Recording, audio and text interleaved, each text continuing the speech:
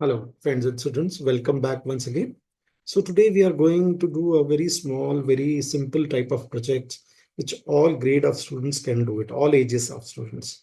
The name of the project is Radio Frequency Doorbell. Very simple project with Radio Frequency Doorbell. It's a fun DIY project for all ages. Please remember this. Okay. Wireless doorbells, like magic but with science. Ever wonder how wireless doorbells work? No wires, but you hear a chime inside. It's like magic, but it's science. They use radio waves. These waves are invisible, but they carry signals just like our voices travel through the air.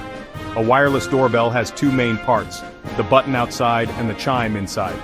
You push the button, it sends a radio signal, the chime receives it and makes a sound. Simple. Ready to build your own wireless doorbell? It's easier than you think. You'll need a few things. Think of it like a recipe for electronics. First, you need a 433 MHz RF module. This is the heart of our doorbell. It sends and receives those invisible radio waves. You'll need two, one for the button and one for the chime. Next, you need an Arduino. This is like the brain of the operation. It tells the RF module what to do. Don't worry, it's not as complicated as it sounds.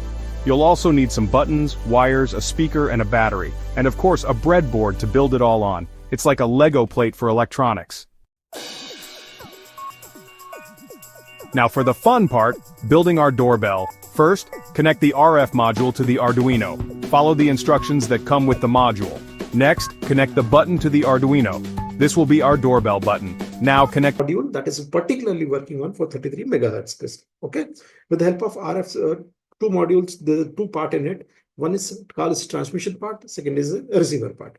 So transmission side, we have used some musical IC, and receiver, we have used one amplifier or speaker rather. Okay. Now we'll go to the next part. Okay. Right. Okay. This is the simple circuit. I have made it on Tinkercad. You can just have an idea. Okay, what is there? The switch, the transistor, the musical IC, and the transmitter and receiver part. Okay. Now, what are the material you? Okay. So school students, college students, you can implement or you can do this particular as a science project. Okay. Now, application and benefits. What are the application? Wireless long range. Okay. It's up to 50 to 100 meters it can go. If you put up antenna properly, you can go, the distance can be 100 to 50 to 100 meters also. Then budget friendly. I told you it's very cheap. Can be used for home security system. We can use this on bell plus home security. Home security means what? When the bell will ring, when you have some home security. If I put a sensor in the transmitter side, it becomes a security also, right? So great learning project for students. That is the reason we have done it. I hope you will like this project and you will share with your friends and you will subscribe to my channel. Thank you. to the Arduino. This is what will make the sound when someone presses the button. This technology has other uses too. You can use it to control lights, appliances, even robots. The possibilities are endless.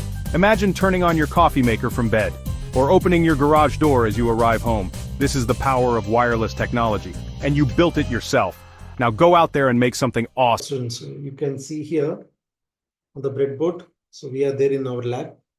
So I'll just explain you about the circuit first. What are the parts and all? Then you can understand. Okay, right. Okay. So there are two main parts here, one and this two. Okay. This is one is transmitter and this is receiver. Okay. Both of them I have just made a simple antenna that is just simply by twisting the wire.